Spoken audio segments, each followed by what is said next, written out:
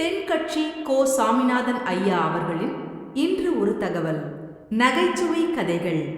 1816 வருஷம் செப்டம்பர் மாதம் 11 பிரான்ஸ் தேசத்தில் உள்ள ஒரு மருத்துவமனை.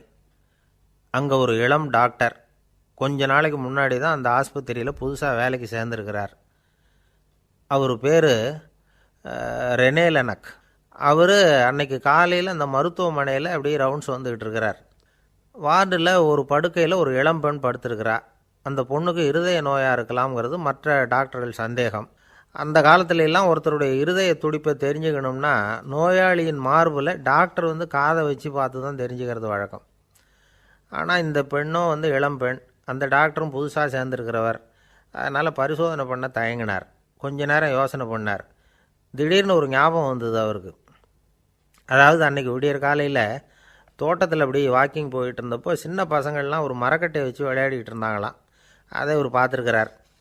அது என்ன விளையாட்டுனா, ஒரு நீளமான மரப்பலகை, அதில் ஒரு முனையில் ஒரு பையன் தன்னுடைய காதை வச்சுக்கிட்டு இருக்கிறான், மறுமுனையில் இன்னொரு பையன் அந்த மரப்பலகையை ஒரு ஆணியால் கீறிக்கிட்டு இருக்கிறான். ஒரு முனையில் ஆணியால் கீறும் பொழுது மறுமுனையில் காதை வச்சிருக்கிற பையனுக்கு அந்த சத்தம் துல்லியமாக கேட்குது. அந்த டாக்டருக்கு காலையில் பார்த்த இந்த விளையாட்டு ஞாபகத்துக்கு வந்துட்டுது. உடனே என்ன பண்ணார் தெரியுமா? ஒரு நீளமான காகிதத்தை எடுத்தார். அதை அப்படியே உருளை மாதிரி உருட்டினார்.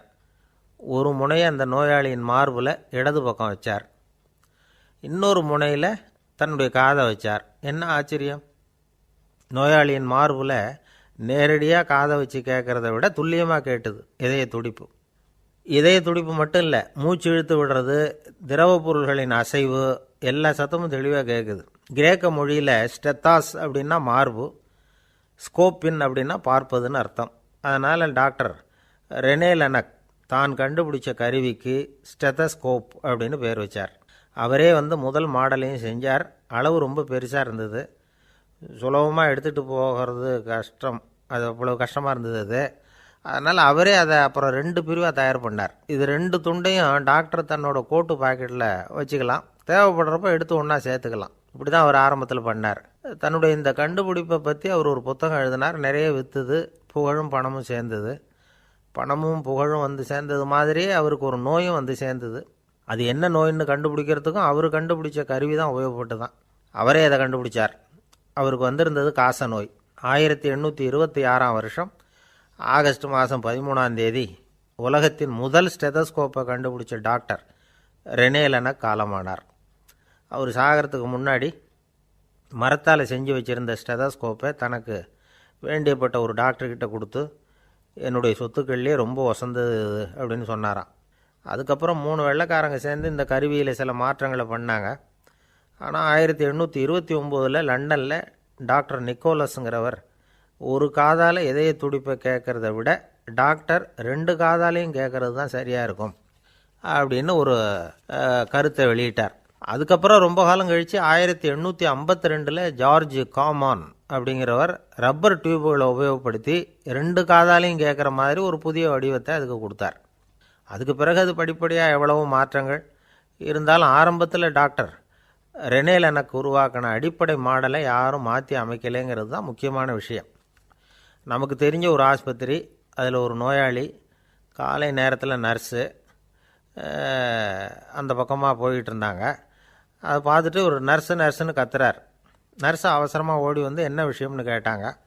சிஸ்டர், இங்கே பாருங்கள், உங்கள் டாக்டரை என் நெஞ்சில் அவர் காதை வச்சு கேட்டுக்கிட்டு இருக்கிறார் அப்படின்னார் நோயாளி. சிஸ்டர் பதட்டப்படாமல், அதனால் என்ன, இந்த டாக்டர் பழமையான விஷயங்களில் ரொம்ப நம்பிக்கை உள்ளவர், அதனால் ஸ்டெதாஸ்கோப்பை உபயோகப்படுத்தாமல் காதை வச்சு கேட்குறார், அது ஒன்றும் தப்பு இல்லை அப்படின்னாங்களாம். ஐயோ, அதுக்காக இல்லை சிஸ்டர், இவர் என் நெஞ்சு மேலே தலையை வச்சது நேற்று ராத்திரி 9 மணி, இப்போ விடிஞ்சு போச்சு, இன்னமும் தலையை எடுக்கவே இல்லை, அதுக்காக தான் சந்தேகப்பட்டு உங்களை கூப்பிட்றேன் அப்படின்னு. ஒருத்தன் கடவுளை நினச்சி தவம் இருந்தான். கடவுள் நேரில் வந்தார். தேவலோகத்தில் ரூபாய்க்கெல்லாம் என்ன மதிப்புன்னு கேட்டான். அங்கெல்லாம் ரூபாய்ங்கிறது உங்கள் பணத்தில் 1 கோடி ரூபாய்க்கு சமம். அதாவது தேவலோகத்தில் 1 ரூபான்னா இங்கே 1 கோடி ரூபா. அது மாதிரி எங்களுக்கு ஒரு நாளுங்கிறது உங்கள் கணக்கில் 1 கோடி வருஷத்துக்கு சமம் அப்படின்னார் கடவுள். அப்படின்னா எனக்கு நீங்கள் அதிகமாக எதுவும் தர வேணாம், உங்கள் கணக்குப்படி ஒரே ₹1 கொடுங்க, அது போதும்னா இவன் ரொம்ப சாமர்த்தியமாக. கடவுள் யோசனை பண்ணார், அது ஒன்றும் கஷ்டம் இல்லை, ₹1 தானே கேட்குற, கொடுத்துட்றேன். ஆனால் இப்போ வரும்பொழுது நான் எடுத்துக்கிட்டு வரல, எங்கள் கணக்குப்படியே ஒரு நாள் பொறுத்துக்க பணத்தோடு வந்துடுறேன் அப்படின்னு சொல்லிவிட்டு பறந்து போயிட்டார். நம்மளை எதிர்த்து விளையாடுறவர் நல்லவரா கெட்டவரா, பெரியவரா சின்னவரா அப்படிங்கிறதெல்லாம் முக்கியம் கிடையாது. அவர் தோற்று போகணும், நாம் ஜெயிக்கணும், அதுதான் முக்கியம். எதிரியை சந்தோஷப்படுத்த விளையாடுகிற கலை அப்போ நமக்கு தெரியறதில்ல. வாழ்க்கையில் ஒரு பக்குவம் வந்ததுக்கு அப்புறம் வெற்றி பெறணுங்கிற மன அழுத்தம் போயிடுது.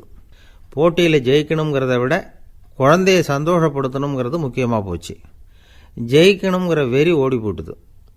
ஒரு குழந்தையாக இருந்தப்போ நம்ம வளர்ச்சிக்கு உதவிய வெறி பெரியவனானதுக்கு பிறகு நமக்கு எதிரியாக மாறுது. அதை சரியான சமயத்தில் நாம் புரிஞ்சுக்கிட்டோம்னா போதும், நாம் பொழைச்சிக்கலாம். ஒவ்வொரு மனுஷனுமே வாழ்க்கையோட அடுத்த கட்ட வளர்ச்சியில் அடி எடுத்து வைக்கிற நேரத்தில் தன்கிட்ட இருந்து ஏதோ ஒரு குணத்தை அல்லது தன் குணம் இருந்த ஏதோ ஒரு உறவை நாம் இழக்கத்தான் வேண்டியிருக்குது. ஒரு கட்டம் வரைக்கும் உதவியாக இருந்த குணம் அடுத்த கட்டத்துக்கு தடையாக கூட மாறிடலாம். இந்த பரிமாண மாற்றத்துக்கு உள்ளாகிற ஒவ்வொருத்தரும் பிரத்யட்சமாக இதை உணர்றாங்க. ஆனால் பல பேர் எப்படின்னா பழசை திறந்துவிட்டு புதிய கொள்கைகளை உருவாக்கிக்கிறதுக்கு இஷ்டம் இல்லாமல் இருந்துவிடுறாங்க, அல்லது அப்படி செய்ய முடியாமல் தவிக்கிறாங்க. இதையெல்லாம் மீறி அந்த பழசை திறந்துவிட்டா அதை இழந்ததால் உண்டாகிற மன அழுத்தம் சில காலத்துக்கு வருத்திக்கிட்டு தான் இருக்கும், வேறு வழி இல்லை. ஆரோக்கியமான ஒரு முன்னேற்றத்துக்காக அந்த மன அழுத்தத்தை தாங்கிக்கத்தான் வேணும் அப்படிங்கிறாரு அந்த உலக புகழ்பெற்ற மேதை ஒருத்தர், இந்த ஸ்காட் பெக் அப்படிங்கிறவர். பிறந்த நாள் முதல் இதுதான் சரி அப்படின்னு கற்பிக்கப்பட்டு வந்த ஒவ்வொரு தத்துவத்தையும் தங்களுடைய வளர்ச்சிக்கு தகுந்த மாதிரி மாற்றி அர்த்தப்படுத்தி கொள்ள முடியாமல் வாழ்க்கை சூழலில் அப்படியே அரைப்பட்டு தூளாகிறவர்கள் தான் ரொம்ப தவிக்கிறாங்களாம். இதுதான் அவருடைய கருத்து. பெரும்பாலும் மனிதர்களுடைய நடுத்தர வயசில், அதாவது 30 தாண்டுகிற சமயத்தில் தான் இந்த தவிப்பு உண்டாகுதான். இதை தான் மேற்கத்திய நாடுகளில் அடிக்கடி மிட் லைஃப் கிரைசிஸ் அப்படின்னு சொல்கிறாங்க. அப்பப்போ பழசையெல்லாம் தொலைச்சி விட்டு புதுசாக பிறக்கிறதுக்கு கற்றுக்கணும். ஒவ்வொரு நிமிஷத்தையும் அந்த நிமிஷத்துக்கு ஏற்ற சித்தாந்தம் கொண்டவர்களாக சந்திப்போம் அப்படிங்கிறார் அந்த உளவியல் நிபுணர். இப்படி பழகிக்கிட்டால் வாழ்க்கை இன்பமயம், இல்லைன்னா தவிப்பு மயம்தான். பழசை தொலைக்க முடியாதவர்களில் எத்தனையோ பேர் உண்டு, எத்தனையோ ரகம் உண்டு. அதில் வேடிக்கையான நண்பர்களும் உண்டு. ஒருத்தர் நண்பர் வீட்டுக்கு போனார். அவர் ஏதோ இனிப்பு பலகாரம் கொடுத்து சாப்பிட சொல்லியிருக்கிறாங்க அவங்க வீட்டில். இவர் சாப்பிட்டு பார்த்துட்டு சொன்னாராம், சார் 6 மாதத்துக்கு முன்னாடி ஒரு தடவை இங்கே வந்தேன், அப்போது ஒரு இனிப்பு பலகாரம் கொடுத்தீங்க, அது இதை விட நல்லா இருந்தது சார் அப்படின்னாராம். அப்போ செஞ்ச அதே இனிப்பு பலகாரம் தான் சார் இதுவும் அப்படின்னாராம் அவர். துஷ்டரை கண்டால் தூர விலகு, இப்படி ஒரு பழமொழி உண்டு. எதுக்காக இப்படி சொல்லி வச்சாங்க? துஷ்டன் ஏதாவது தொந்தரவு கொடுப்பான், அதனால அவனை கண்டா பயந்துக்கிட்டு ஓடி ஒளிஞ்சிக்கோ அப்படின்னா இதுக்கு அர்த்தம் அப்படி இல்லை. ஒரு துஷ்டன் கிட்ட நெருங்கி போறோம்னு வச்சுக்கோங்க, அவன் நமக்கு கெடுதலான ஆலோசனைகள் எதையும் சொல்லலாம், அல்லது அவன் தீய உணர்வுகள் உள்ளவனா இருக்கலாம், அல்லது தீய செயல்கள் செய்யக்கூடியவனா இருக்கலாம், அல்லது தீய நட்புனால அவன் ஏற்கனவே கெட்டு போனவனா கூட இருக்கலாம். இப்படிப்பட்டவனை நெருங்கி போனா அவனோட பாதிப்பு நமக்கும் வந்துடும். அதனால விலகி போ அப்படின்னு சொல்றாங்க. இதையே கொஞ்சம் விவரமா இப்ப பாப்போமே. இப்ப இந்த துஷ்டர்களை 4 வகையா பிரிக்கிறாங்க. இந்த 4 வகைக்கும் உதாரணம் வேணும்னா வேற எங்கேயும் போக வேண்டியதில்லை, மகாபாரதத்தை பார்த்தாவே போதும். அதுல இந்த 4 வகையான தீயோரும் வர்றாங்க. முதல் வகைக்கு உதாரணம் சகுனி. இவன் மனசுல எப்பவும் தீய எண்ணங்கள் தான் நிறைஞ்சிருக்கும், கனவுல கூட தீய ஆலோசனைகள். யாராவது ஒருத்தர் நல்லபடியா வாழ்ந்தா அதை இவனால சகிச்சிக்க முடியாது. இப்படிப்பட்டவனோட நெருங்கிய தொடர்பு துரியோதனனுக்கு கிடைச்சது. துரியோதனன் எப்படின்னா அவன் ஏற்கனவே தீய காரியங்கள் செய்யறதுக்கு தயங்காதவன். அப்படிப்பட்டவனுக்கு தீய போதனைகள் செய்யறதுக்கு சகுனி உதவுனான். இந்த 2 பேரோட சகவாசம் இன்னொருத்தனுக்கு கிடைச்சது. அவன் யாருன்னா துச்சாதனன். அவன் தீய நடத்தை உள்ளவன். இந்த 3 பேரும் ஒண்ணு சேர்ந்தா என்னத்துக்கு ஆகும்? உலகமே கெட்டு போடும்ல. இந்த 3 துஷ்டர்களோட நல்லவன் ஒருத்தன் சேர்ந்தான். அவன் தான் கர்ணன். கர்ணன் இயல்பாவே உத்தம குணம் உள்ளவன். அவன் நல்லவங்களோட சேராம இப்படிப்பட்ட கெட்டவங்க கிட்ட நட்பு வச்சுக்கிட்டான். அதனால அவனும் தீய செயல்களில் ஈடுபடுறது மாதிரி ஆயிடுது. துரியோதனனுடைய நண்பனா அவனுடைய ஆதரவுல வளர்ந்ததுனால அவனுக்கு துணையா இருக்க வேண்டி இருக்குது அப்படின்னா. நட்பு உரிமையினால உதவி புரிய வேண்டியது சரிதான், அது தப்புன்னு சொல்ல முடியாது. இருந்தாலும் தீய செயல்களுக்கு உதவி செய்யறது சரியில்லை. புத்தி பலம் புஜ பலம் எல்லாம் இருந்தா கூட தெய்வ பலம் இல்லைன்னா ஜெயிக்க முடியாது. கர்ணன் மகா வீரன், இருந்தாலும் கடைசியில் அவன் கதி என்னாச்சு? அவங்ககிட்ட எல்லா நல்ல குணங்களும் இருந்தது, இருந்தாலும் ஏன் இப்படி ஆச்சு? தீயவர்களுடைய சேர்க்கை தான் காரணம். அவங்களோட சேர்ந்ததுனால இவனையும் அப்படியே நினைக்க ஆரம்பிச்சுட்டாங்கல்ல. 4 வகை துஷ்டர்கள்ல இவனும் ஒரு வகை அப்படின்னு சொல்ல ஆரம்பிச்சிட்டாங்க. அதாவது தீய ஆலோசனைக்கு சகுனி, தீய உணர்வுகளுக்கு துரியோதனன், தீய செய்கைக்கு துச்சாதனன், தீய நட்புக்கு கர்ணன். இப்படி உதாரணமாயிட்டான். அதனாலதான் துஷ்டரை கண்டால் தூர விலகு அப்படின்னு சொன்னாங்க. அது புராண காலம். இப்பெல்லாம் நிலைமை கொஞ்சம் வேற விதமா இருக்குது. அன்னைக்கு ஒரு நாள் அப்படிதான் ஒரு காட்டு பாதையில யாரோ ஒருத்தர் அடிபட்டு கிடந்தார். யாரோ ஒரு துஷ்டன் அவனை அடிச்சு போட்டுட்டு போயிட்டான் போல இருக்கு. அந்த வழியா போன ஒருத்தர் பரிதாபப்பட்டு அவனை போய் தூக்குனார், ஆறுதல் சொன்னார். இத பாருங்க, இந்த வழியா எப்பவும் தனியா வரக்கூடாது. ஏன்னா இங்க ஒரு ரவுடி இருந்துகிட்டு வர்றவங்க போறவங்களெல்லாம் வழிப்பறி பண்ணிட்டு இருக்கிறதா கேள்விப்பட்டிருக்கிறேன் அப்படின்னாராம். இனிமே அப்படி கேள்விப்பட மாட்டீங்க அப்படின்னு அந்த ஆளு. ஏன்னு கேட்டிருக்காரு இவர். அவன் சொல்லியிருக்கான், நான் தான் சார் அந்த ரவுடி, இந்த வழியா போனவங்க கிட்ட தகராறு பண்ணேன், அவங்க தான் என்ன இப்படி அடிச்சு போட்டு என்கிட்ட இருந்த பணத்தை எல்லாம் புடுங்கிட்டு போட்டாங்க சார், காலம் ரொம்ப கெட்டு போச்சு அப்படின்னு நானா ரொம்ப பரிதா. ஒரு சராசரி மனிதனுடைய இயல்பு என்ன? இன்பம் வந்தா துள்ளி குதிப்பான், துன்பம் வந்தா சோர்ந்து போய் ஒரு மூலையில உட்காந்துருவான். இவன் தான் சராசரி மனிதன். ஆனா ஒருத்தன் இன்பம் வந்தா அதுக்காக மகிழ்ச்சி அடையறதில்ல, துன்பம் வந்தா அதுக்காக சோர்ந்து போறதில்ல அப்படின்னு வச்சுக்கோங்க. அப்படி இருந்தா அவன் சாதாரண ஆள் கிடையாது. ஒரு ஊர்ல ஒரு ஞானி இருந்தார். அவரை தேடிட்டு ஒரு பெரியவர் வந்தார்.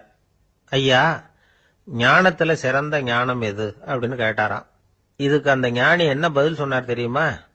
இன்பத்தினால மகிழ்ச்சி அடையாமலும் துன்பத்தினால சோர்வு அடையாமலும் இருக்கிறது தான் அந்த ஞானம், பெரிய ஞானம் அப்படின்னாராம். சரி சுவாமி, அப்படிப்பட்ட ஞானம் உங்களுக்கு எப்படி வந்ததுன்னு கேட்டிருக்காரு இவரு. அதை நான் ஒரு கழுதைகிட்ட இருந்து கத்துக்கிட்டேன் அப்படின்னாராம் அவரு. இவருக்கு ஒன்றும் புரியல, ஒரு மாதிரியா முழிச்சிருக்கிறார். இதை அவர் புரிஞ்சுக்கிட்டார். நீங்க நாளைக்கு காலையில நம்முடைய ஆசிரமத்துக்கு வாங்க, புரிய வைக்கிறேன்னாராம். சரின்னு அவர் போயிட்டார். மறுநாள் காலையில ஆசிரமத்துக்கு சேர்ந்தார். ஞானி அவரை கூப்பிட்டு உட்கார வச்சார். வாங்க இப்படி உட்காருங்க, கொஞ்ச நேரத்துல இந்த வழியா ஒரு கழுதை போகும், அதை கவனிச்சு பாருங்கன்னாராம். இவருக்கு இன்னமும் ஒன்னும் புரியாம போச்சு, ஒரே குழப்பம். இருந்தாலும் அந்த ஞானி சொன்னது மாதிரியே உட்கார்ந்துருக்கிறார். கொஞ்ச நேரத்துல அந்த வழியா ஒரு கழுதை போச்சு. அது முதுக நிறைய அழுக்கு மூட்டைகள், அதை சுமந்துகிட்டு போகுது. ஒரு செலவு தொழிலாளி அதை ஓட்டிட்டு போறார். கொஞ்சம் தூரத்துல ஒரு ஆறு இருக்கு, அங்க போய் துணியெல்லாம் சுத்தப்படுத்திக்கிட்டு சாயந்தரமா திரும்பி இந்த வழியாவே வருவாங்க. ஞானி சொன்னது மாதிரியே இந்த பெரியவர் அழுக்கு மூட்டையை சுமந்துகிட்டு போற அந்த கழுதையை கவனிச்சார். கழுதை போயிட்டுது.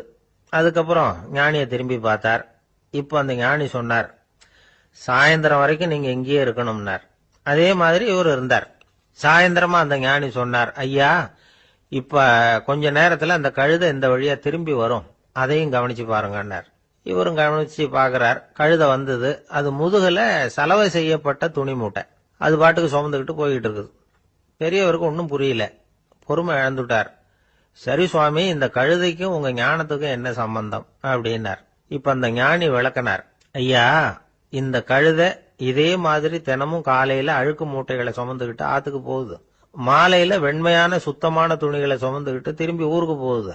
காலையில இது போகும் பொழுது முதுகல அழுக்கு மூட்டைகளை சுமந்துகிட்டு போறோமேங்கிற வருத்தமும் அதுக்கு கிடையாது. சாயந்தரம் திரும்பி வரும்பொழுது சுத்தமான துணிகளை சுமந்துகிட்டு வர்றோமேங்கிற மகிழ்ச்சியும் அதுக்கு இல்ல. இத பார்த்துதான் நானும் அது மாதிரி ஞானத்தை கத்துக்கிட்டேன் அப்படின்னாராம். அதனால யாரு கத்து கொடுக்கறாங்க அப்படிங்கறத விட எதை கத்துக்கிறோம் அப்படிங்கறது தான் முக்கியம். ஒரு சினிமா பாக்குறோம், ஒரு அருவி கொட்டுறது மாதிரி காட்சி வருது, தண்ணீர் வழியுது. படம் முடிஞ்சதும் பாத்தீங்கன்னா அந்த திரை என்ன நனைஞ்சு போயா இருக்கும். ஒரு தீப்பிடிச்சு எரியிற காட்சியை சினிமாவில் பாக்குறீங்க, காட்சி முடிஞ்சதும் அந்த வெண் திரையே கருகி போயா இருக்கும். படத்துல வர்ற தண்ணீரும் நெருப்பும் அந்த திரையை பாதிக்கிறது இல்ல. நாம அந்த திரை மாதிரி இருக்கிறதுக்கு கத்துக்கணுமா. அந்த பக்குவம் வந்துட்டதுன்னா இன்பமும் துன்பமும் நம்ம எதுவும் செய்யாது. ஒரு சினிமாவை பாக்குற வரைக்கும் சிரிக்கலாம், அழலாம். பார்த்துட்டு வெளியில வரும்பொழுது அழுதுகிட்டே வரக்கூடாது. ஒருத்தர் வந்தார், அப்படி படம் முடிஞ்சு வெளியில வரும்பொழுது அருவி மாதிரி கண்ணீர் சிந்திக்கிட்டே வரார். ஏன் சார் படம் அவ்வளவு சோகமா அப்படின்னு கேட்டார் இன்னொருத்தர். இல்ல சார், கூட்டம் ரொம்ப குறைச்சல் சார். மொத்தம் படம் பார்க்க வந்தவங்களே 15 பேர் தான் சார் அப்படின்னார் கண்ணீரை தொடச்சிக்கிட்டே. அதுக்கு நீங்க ஏன் சார் அழறீங்கன்னு கேட்டார் அவரு. இந்த படத்தோட தயாரிப்பாளரே நான் தான் சார் அப்படின்னாரா இவர். ஒரு நீதிமன்றம், அங்க ஒரு கொலை வழக்கு சம்பந்தமா விசாரணை நடந்துகிட்டு இருக்குது. அந்த வழக்கறிஞர் ரொம்ப தீவிரமா வாதாடிக்கிட்டு இருக்கிறார். தன்னுடைய கட்சிக்காரர் நிரபராதிங்கிறது அவருக்கு நல்லா தெரியும். அதனாலதான் அவர் சார்பா வாதாடுறதுக்கே ஒத்துக்கிட்டார். அப்படி அவர் மும்முரமா வாதாடிக்கிட்டு இருக்கிற சமயத்துல அவசரமா தந்தி ஒண்ணு வந்து சேர்ந்தது. அதை வாங்கி படிச்சு பார்த்தார். அதுக்கப்புறம் அதை மடிச்சு தன்னுடைய கோட்டு பையில வச்சுக்கிட்டு தொடர்ந்து வாதாட ஆரம்பிச்சிட்டார். பேசி முடிச்சாரு. அதுக்கப்புறம் அங்க கோர்ட்ல இருந்த சக வக்கீல்கள் அவர்கிட்ட வந்தாங்க. தந்தி ஒண்ணு வந்ததே, என்ன விஷயம் அப்படின்னு விசாரிச்சாங்களாம். அப்போ அவர் சொல்லியிருக்கிறார், ஊர்ல சிகிச்சைக்காக போயிருந்த என்னுடைய மனைவி இறந்து போனதா தந்தி வந்திருக்குது அப்படின்னாராம். மற்ற வக்கீல்களுக்கு அதிர்ச்சி. என்னங்க இது, மனைவி இறந்ததை விட கேஸ் முக்கியமா உங்களுக்கு அப்படின்னு கேட்டிருக்கிறாங்க. இறந்து போன என் மனைவி மறுபடியும் திரும்பி வர போறதில்ல. ஆனா என்னுடைய கட்சிக்காரர் ஒரு கொலை வழக்குல மாட்டிக்கிட்டார். அவரோ நிரபராதி. அவர் உசுரை நான் காப்பாற்ற வேணாமா? இதுதான் என்னுடைய கடமை அப்படின்னாராம். இப்படி இவர் சொன்னது எல்லாரும் அப்படியே திகைச்சு போய் நின்னுட்டாங்களாம். சரி, கடமைக்கு முக்கியத்துவம் கொடுத்த அந்த வழக்கறிஞர் யார் தெரியுமா? அவர் தான் இரும்பு மனிதர் சர்தார் வல்லபாய் பட்டேல். குஜராத் மாநிலத்தில் 1875 அக்டோபர் 31 அன்றைக்கு ஜாவேரி பாய் அப்படிங்கிறவருக்கு 4வது பிள்ளையா அவர் பிறந்தாராம். இந்த ஜாவேரி பாய் யார் தெரியுமா? ஜான்சி ராணி லட்சுமி பாய் போர் படையில ஒரு வீரரா பணிபுரிஞ்சவர். இளம் வயசுல வல்லபாய் படேல் ரொம்ப சிரமப்பட்டு படிச்சிருக்கார். விடாமுயற்சி வெற்றியை கொடுத்தது. கல்லூரியிலையும் காலடி வச்சார். அதுக்கப்புறம் வக்கீல் பட்டத்தையும் வாங்கினார். பிரிட்டிஷ் ஆட்சி நடந்துகிட்டு இருந்த சமயம் குஜராத்தை சேர்ந்த பர்டோலி தாலுகாவில் விவசாயிகள் மேல அரசாங்கம் திடீர்னு நில வரியை வசதி விட்டுதான். ஏழை விவசாயிகள் ரொம்ப கஷ்டப்பட்டிருக்காங்க. அரசாங்கம் வரி செலுத்தாத விவசாயிகளின் நிலங்களை எல்லாம் ஜப்தி செஞ்சுதான். அரசாங்கத்தை எதிர்க்கிறவங்களை எல்லாம் கைது பண்ணி சிறையில அடைச்சுட்டாங்களாம். சில பேர் வீடு வாசல் ஆடு மாட்டையெல்லாம் வித்து கூட வரி கட்ட வேண்டிய நிலைமைக்கு ஆளாயிட்டாங்க. வழக்கறிஞர் வல்லபாய் படேல் நில வரியை உடனே ரத்து பண்ணணும் அப்படின்னு பம்பாய் கவர்னருக்கு ஒரு கடிதம் எழுதினார். எந்த பலனும் இல்லை. உடனே எல்லா விவசாயிகளையும் அணி திரட்டினார். அதுக்கு தானே தலைமை தாங்கினார். சத்தியாகிரகம் நடத்தினார். அந்த பகுதியில் எந்த வேலையும் நடக்கல. வேற வழி இல்லை. ஆட்சியாளர்கள் உடனே வரியை ரத்து பண்ணாங்க. சிறையில் இருந்தவங்களை எல்லாம் வெளில விட்டாங்க. 1928 ஆகஸ்ட் 6 சர்க்காருக்கும் விவசாயிகளுக்கும் இடையில ஒரு உடன்பாடு ஏற்பட்டது. அதுக்கப்புறம் தான் நிலைமை சரியா போச்சான். வல்லபாய் பட்டேலின் பொது சேவையை பாராட்டின பொதுமக்கள் அவருக்கு சர்தார் அப்படிங்கிற பட்டத்தை கொடுத்தாங்களாம். சர்தார்னா தலைவர் அல்லது தளபதினு அர்த்தம். இரும்பு மனிதர்னு இவருக்கு பேரு. இருந்தாலும் நகைச்சுவை உணர்வும் இவருக்கு நிறைய உண்டு. ஒரு தடவை ஒரு பத்திரிகை நிருபர் வந்திருக்கார். சர்தார் பட்டேல் கிட்ட அவருக்கு பிடிச்ச பண்பாடு கலாச்சாரம் எது அப்படின்னு கேட்கணும்னு ஆசை. அதனால அவரை பார்த்து கேட்டாராம், ஏங்க உங்களுக்கு பிடிச்ச கல்ச்சர் எது அப்படின்னு கேட்டிருக்கார். இதுக்கு சர்தார் பட்டேல் சொன்ன பதில் என்ன தெரியுமா? எனக்கு பிடிச்ச கல்ச்சர் அக்ரிகல்ச்சர் அப்படின்னு. ஒருத்தர் குதிரை ரேஸுக்கு போனார். பணம் கட்டினார், தோத்து போயிட்டார். மறுபடியும் போனார், பணம் கட்டினார், தோத்து போனார். அடுத்த தடவையும் பணம் கட்ட போனப்போ அவரை தடுத்து கேட்டோம், ஏன் சார் ஏற்கனவே விட்டது போதாதா, இன்னமும் இருக்கிறத விடணுமா அப்படின்னு கேட்டோம். விட்டதையெல்லாம் மொத்தமா எடுக்க வேணாமா சார், அதுக்காக தான் தொடர்ந்து பணம் கட்டுறேன்னாரு அவரு. இவரை திருத்துறது ரொம்ப கஷ்டம். இது ஒரு மனநோய். மனநோய்கள்ல பல வகை உண்டு. மனநோய்கள் பிரிவு அட்டவணையில சூதாட்டம்ங்கிறது அவதியுறும் நோய் அப்படிங்கிற தலைப்புல வருது. சூதாட்டம் 2 வகைப்படும்னு சொல்றாங்க உளவியல் நிபுணர்கள். ஒரு வகை எப்படின்னா, நண்பர்களோட சேர்ந்துகிட்டு மகிழ்ச்சியும் கிளர்ச்சியும் அடையறதுக்காக ஈடுபடுறது. பிரச்சனைகளை தீர்க்கறதுல ஒரு ஆர்வம். கேளிக்கைக்காக கொஞ்சம் விட்டு பிடிக்கிறது அப்படிங்கிற மனுஷனுடைய அடி மனசுல உள்ள விபரீத பிணைய சுபாவம், இதெல்லாம் அதுக்கு காரணம். இன்னொரு வகை எப்படின்னா, சூதாட்டத்தில் ஈடுபட்டு ஒரு கட்டாய நிலைமைக்கு ஆளாயிடுறது. ஈடுபடு அப்படின்னு மனசு ஒரு வெறித்தன்மையை தூண்டிக்கிட்டே இருக்கும். இப்படிப்பட்டவங்களுக்கு நாம தோத்துக்கிட்டு இருக்கோம்ங்கிறது தெரியும். நாம ஜெயிக்கிறதுக்கான சந்தர்ப்பம் இல்லைங்கிறதும் தெரியும். இதனால நமக்கும் கஷ்டம், நம்ம சுத்தி இருக்கிறவங்களுக்கும் கஷ்டங்கிறதும் புரியும். அப்படி இருந்தும் சூதாடுவாங்க. இதுக்கு காரணம் சூதாடியின் பகற்கனவு அப்படிங்கிறாங்க நிபுணர்கள். இந்த நிலைமைக்கு கட்டாய சூதாட்டம் அல்லது நிர்பந்த சூதாட்டம் அப்படின்னு பேர் வச்சிருக்கிறாங்க. இப்படிப்பட்ட ஆசாமி இருக்கிறது பூரா விட்டுருவான், கடன் வாங்குவான், திருடுவான், இருந்தாலும் என்னைக்காவது ஒரு நாள் ஜெயிச்சிருவேன் அப்படின்னு சொல்லிக்கிட்டே இருப்பான். விட்டதை எடுத்துருவேங்கிற ஒரு நம்பிக்கை சுடர் அவனுக்குள்ள எரிஞ்சுக்கிட்டே இருக்கும். இவனை மனநோயாளி அப்படின்னு சொல்லிட முடியாதான். என்ன காரணம்னா, இது மாதிரி ஆளுங்க கிட்ட மன போராட்டமோ கவலையோ பதட்டமோ இருக்கிறது இல்ல. சில விசேஷமான குணங்கள் இவங்க கிட்ட உண்டு. எதிர்ப்பு உணர்ச்சி, சிறுபிள்ளைத்தனம், சட்ட திட்டங்களையும் சம்பிரதாயங்களையும் உட தெரியாத மனப்போக்கு, பொறுப்பில்லாத தன்மை, நெறி தவறி நடக்கிறது எல்லாம் இவங்க கிட்ட உண்டு. ஆனா வெளிப்பார்வைக்கு ரொம்ப சிநேகமா இருப்பாங்க, அன்பா இருப்பாங்க, அப்படி இருக்கிறதாக காட்டிக்குவாங்க. ஆதாயம், சுயலாபம் இதெல்லாம் கருதி தான் பழகுவாங்க. இவங்க கேட்கறப்ப நாம பணம் கொடுக்கலன்னு வச்சுக்கோங்க, நம்மளை கை விட்டுருவாங்க. நம்ம மேல அவாண்டமா பழி சுமத்துறது கூட தயங்க மாட்டாங்க. தங்களுடைய சூதாட்ட நடவடிக்கைகளுக்கு சாதகமான காரணங்களை சொல்லிட்டு இருப்பாங்க. நீ வேணும்னா பாரு, ஒரே நாள்ல நான் இழந்ததையெல்லாம் மீட்டு லட்சாதிபதி ஆறனா இல்லையா பாரு அப்படிம்பாங்க. தோத்து போறத ஒரு படிப்பினையா இவங்க எடுத்துக்கிறதே இல்லை. தோத்து போறதுலேயே இவங்களுக்கு ஒரு அலாதியான சுகம்.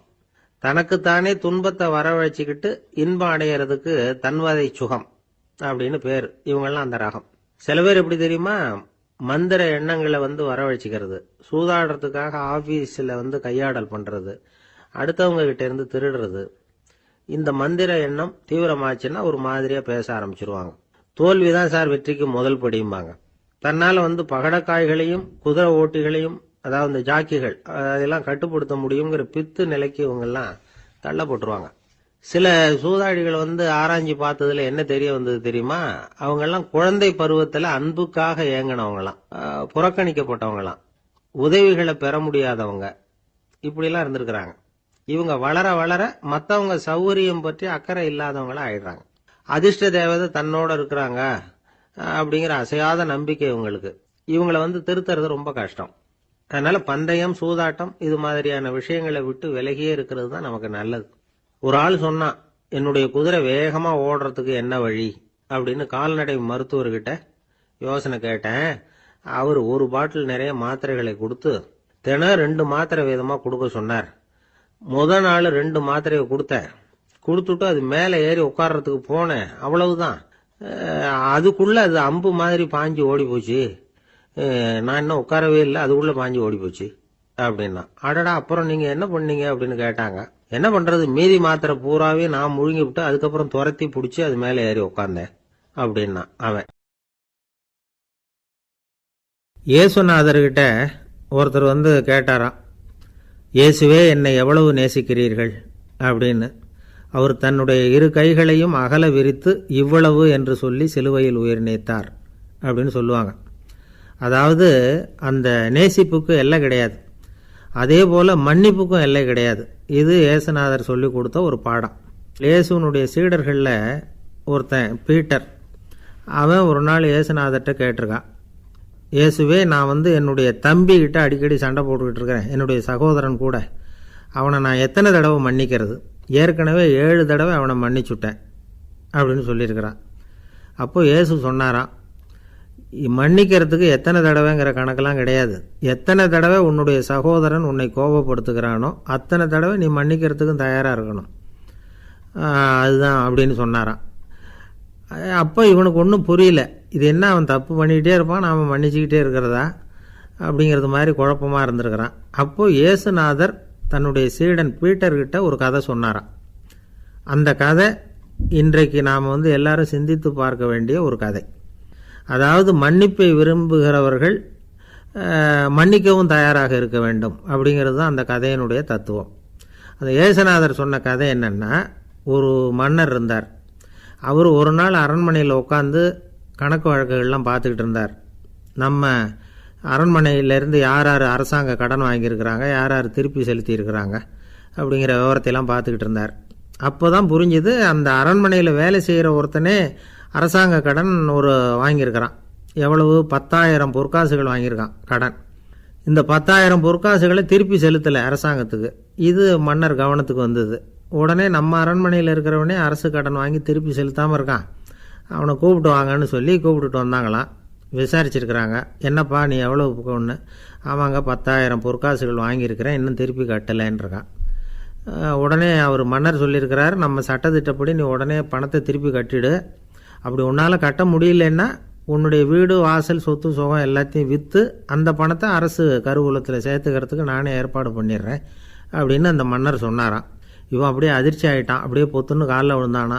மன்னா, என்னை மன்னிச்சுங்க, என்னால் முடியல, எனக்கு மன்னிப்பு கொடுங்க அப்படின்ட்டுருக்கான். உடனே அவர் எழுந்திரிச்சு, சரி நீ மன்னிப்பு கேட்டுவிட்ட, அதனால் உன்னை மன்னிக்கிறேன், நீ பணம் கட்ட வேண்டாம் அப்படின்னு சொல்லி அந்த மன்னர் அவனை விட்டுட்டாராம். பணத்தையும் தள்ளுபடி போட்டார், நீ திருப்பி கட்ட வேண்டான்னு. இவனுக்கு ரொம்ப மகிழ்ச்சி. அதனால் ரொம்ப உல்லாசமாக வந்துகிட்டு இருக்கிறான். தெருவில் வந்துக்கிட்டு இருக்கிறப்ப இவங்கிட்ட கடன் வாங்கின ஒருத்தன் எதுக்கு வந்துக்கிட்டு இருக்கான். அவன் இவங்கிட்ட ஒரு 100 பொற்காசுகள் கடன் வாங்கியிருக்கான். அவன் வந்தான். இவன் போய் அவன் சாட்டையாக பிடிச்சிக்கிட்டான், நீ எப்படா என் கடனை திருப்பி கொடுக்க போகிறேன்னு. அவன் இப்போ முடியல, கொஞ்சம் பொறுத்துக்கா, அப்புறம் தரேன் இருக்கான். அதெல்லாம் முடியாது, நீ கொடுத்து தான் ஆகணும் அப்படின்னு இவன் புடிவமாக சொல்கிறான். இப்போ நிலைமையை பாருங்கள். இவன் ஏற்கனவே 10,000 பொற்காசுகள் அரசாங்கத்தில் கடன் வாங்கினா அதுக்கு மன்னிச்சு விட்டுட்டார் இவனை. ஆனால் இவன் இன்னொருத்தனை மன்னிக்கிறதுக்கு தயாராக இல்லை. இவங்கிட்ட கடன் வாங்கின இன்னொருத்தன் 10 பொற்காசுகள் அவனை மன்னிக்க தயாராக இல்லை. அவனை கொண்டு போய் நீதிமன்றத்தில் கொண்டு போய் நிறுத்தி தண்டனை வாங்கி கொடுத்துட்டான். நீதிபதி என்ன சொன்னார், அந்த இவன் வாங்கின பொற்காசுகளை திருப்பி கட்டுற வரைக்கும் ஜெயிலில் இருக்கணுங்கிறது தீர்ப்பு. ஆனால் உடனே அரசர் காதில் வந்து விழுந்தது. சொல்லிட்டாங்க, உங்ககிட்ட மன்னிப்பு வாங்கிட்டு போனானே ஒருத்தன், அவன் இன்னொருத்தனை மன்னிக்கிறதுக்கு தயாராக இல்லை, அவனை கொண்டு போய் ஜெயிலில் அடைச்சிட்டான் அப்படின்னு. உடனே மன்னர் பார்த்தார், இவனை மறுபடியும் கூப்பிட்டு வர சொன்னார். தபாரப்பா, நான் உன்னை மன்னிச்சு விட்டேன், ஆனால் நீ இன்னொருத்தனை மன்னிக்கிறதுக்கு தயாராக இல்லை, அதனால் என்னுடைய தீர்ப்பையும் மாற்றுறேன், நீயும் அரசு கடன் தீர்ற வரைக்கும் ஜெயிலில் தான் இருக்கணும் அப்படின்னு சொல்லி ஜெயிலுக்கு அனுப்பிச்சிட்டாராம். இப்படி ஒரு கதையை இயேசுநாதர் தன்னுடைய சீடருக்கு சொன்னதாக ஒரு வரலாறு. அது என்ன, அதிலேருந்து நாம் புரிந்து கொள்ள வேண்டியதுன்னா, நாம் மன்னிக்கப்படணும்னு நாம் விரும்புகிறோம்னா நாம் இன்னொருத்தரை மன்னிக்கிறதுக்கு தயாராக இருக்கணும். அதனால் நாம் இன்னொருத்தரை யாரையும் மன்னிக்க மாட்டோம், ஆனால் என்ன இன்னொருத்தர் மன்னிக்கணும் அப்படிங்கிறது மாதிரி செய்யக்கூடாதுன்னு சொல்லுவாங்க. அது மாதிரி நாம் இப்போ இது தப்பாக புரிஞ்சுக்கிறவங்களும் இருக்கிறாங்க. பாவம் மன்னிப்புங்கிறதுலாம் எதுக்குன்னா, அதாவது மறுபடியும் பாவம் செய்யாமல் இருக்கிறதுக்காக தான். அதான் மன்னிக்கிறாரே அப்படிங்கிறதுக்காக மறுபடியும் பாவம் பண்ணிகிட்டு இருக்கிறது இல்லை. அதான் ஒருத்தர் கேட்டாராம், பாவத்திலேருந்து மன்னிப்பு கிடைக்கணும்னா நீ என்ன செய்யணும் அப்படின்னு கேட்டிருக்கார். அதுக்கு அவன் சொல்லியிருக்கிறான், நான் முதல்ல பாவம் செய்யணும், அப்போ தானே மன்னிப்பு கிடைக்கும் அப்படின்னு நானாம். இப்படிப்பட்டவர்கள் தான் இன்றைக்கி உலகத்தில் அதிகமாக இருக்கிறாங்க. அதனால் இந்த மன்னிப்பின் மகத்துவங்கிறது இயேசுநாதர்கிட்டேருந்து தான் நாம் புரிஞ்சுக்கணும். அந்த இயேசு சொன்ன அந்த மன்னிக்கிற மனோபாவம் இருந்தால் இன்றைக்கி உலகம் பூராவும் அமைதி பூங்காவாக இருக்கும். அதில் ஒன்றும் ஆச்சரியமே இல்லை, அதில் ஒன்றும் சந்தேகமும் இல்லை. அதனால் மன்னிக்கிற மனோபாவத்தை நாம் எல்லாரும் நமக்குள்ளே வளர்த்து கொள்ள வேண்டும் அப்படிங்கிறது தான் நாம் இன்றைக்கு எல்லோரும் சிந்தித்து பார்க்க வேண்டிய ஒரு செய்தி. தென்கட்சி கோ. சாமிநாதன் ஐயா அவர்களின் இன்று ஒரு தகவல் நகைச்சுவை கதைகளை கேட்டு ரசித்தமைக்கு நன்றி.